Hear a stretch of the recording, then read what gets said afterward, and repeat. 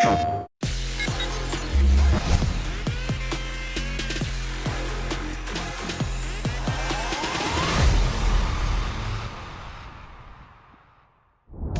everyone and welcome to our latest edition of Kreate-A-Fighter, the show where we put a prominent Mortal Kombat character under the competitive microscope for new players looking to sink their teeth into their latest character choice. This time, it's going to be the one and only Foxy Grandpa taking us through the wonders of the Queen, Sheeva.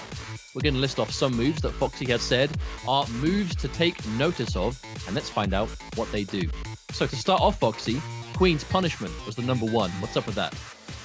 Right, this move here is your low. She hasn't got any lows naturally, so you have to equip one. But this one's really strong because it's got 1,000,000 overheads in her string. Pretty much anywhere there's an overhead, except for a few places, you can change that move for the low. So now you've got yourself a guess, and if they take the low, you can apply bleed, which does damage. If they move, gives you a 50-50 in a lot of situations. Next on the docket, the Enhanced Dragon Drop.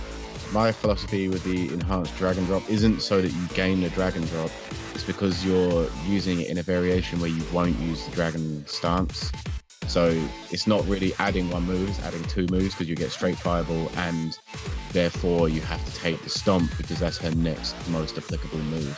So the Stomp is just like cherry on top. So what does the Stomp itself do? Stomp puts the opponent in a three-way guess, essentially. You can stomp in place, in front, or behind. You have to guess. She gets 10% if she's right, 15% if she spends the bar, and if she guesses 3 times in a row, you've basically lost 50%.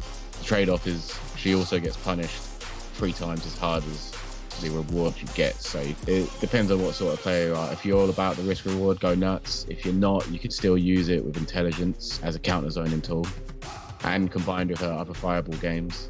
There's some nuance to it, and it depends what you want to do. So on the subject of fireballs, I would say this is definitely the most common move that we see yourself play when it comes to Sheeva, the Dragon Stance. It's a move that you can do off of a couple of moves. You can go into the stance and start shooting off fireballs on block. So it's good to give her space back and give her chip at the same time.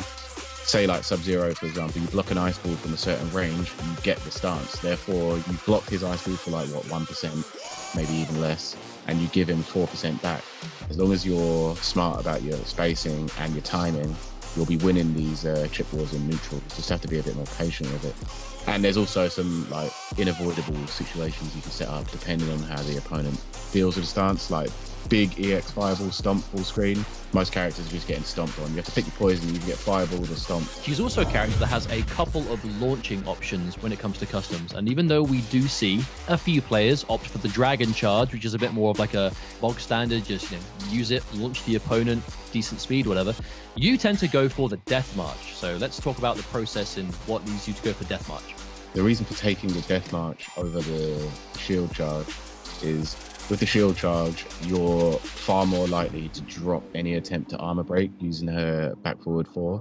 But with the Death March, you have a mind game on every hit of her combo of going into armor break without ever having to worry about what height you've launched your opponent. So essentially you can do Death March launcher armor break, you can do Death March launcher first hit your combo armor break.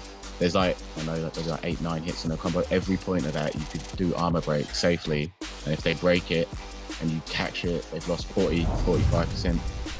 So it's mostly just for setting up armor breaks, and once they respect the fact that you can do that, you then just get free damage because they're never going to break. Let's talk about a couple of variations together. So you got 3 moves to pick. Which ones and why? Together specifically. Yeah, 3 moves to pick. I'm taking Dragon Stance, Death March, and Queen's Punishment. Always taking the low because she's got 1,000,000 overheads. You need to have something to complement that. And it also means you don't have to throw as much because you have a 50-50.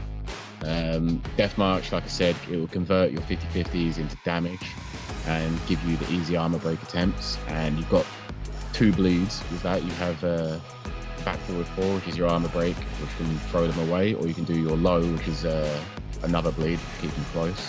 And then you got the Dragon Stance, which is going to add up all that chip. So let's say you do either of your bleeds and go into Dragon Stance. Now they have to hold the bleed. If they try and move, they're taking damage. And if they don't try and move, they're taking damage because you've got the stance and you get 4 fireballs to shoot at. And you can cancel out of it for no bar, so you might be able to throw 8 fireballs. Who knows? Like, you might be able to throw 20 fireballs, depending if they're catching onto your patterns or not. There's a lot of things that you can mess around with the opponents. Are there any situations that you might change this variation? And if so, what and why? Yeah, I feel like with Sheeva, the matchup changes more depending on which fireball can she use. So let's say the stance is too slow to fight against this type of projectile. So let's say you get Sheeva versus a Katana or a Sonya or someone that can throw out a lot faster. You take the straight fireball because now you keep up with them in that game and you do more damage on that projectile in that game because the fireball is 7%.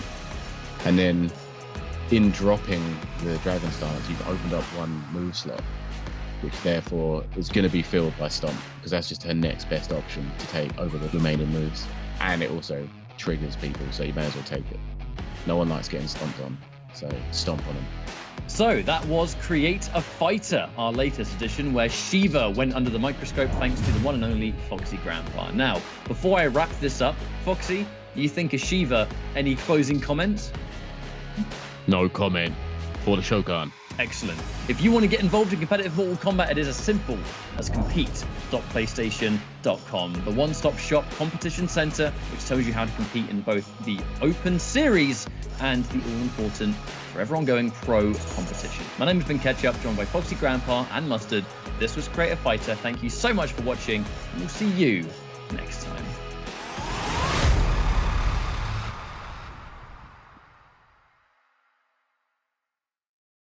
PlayStation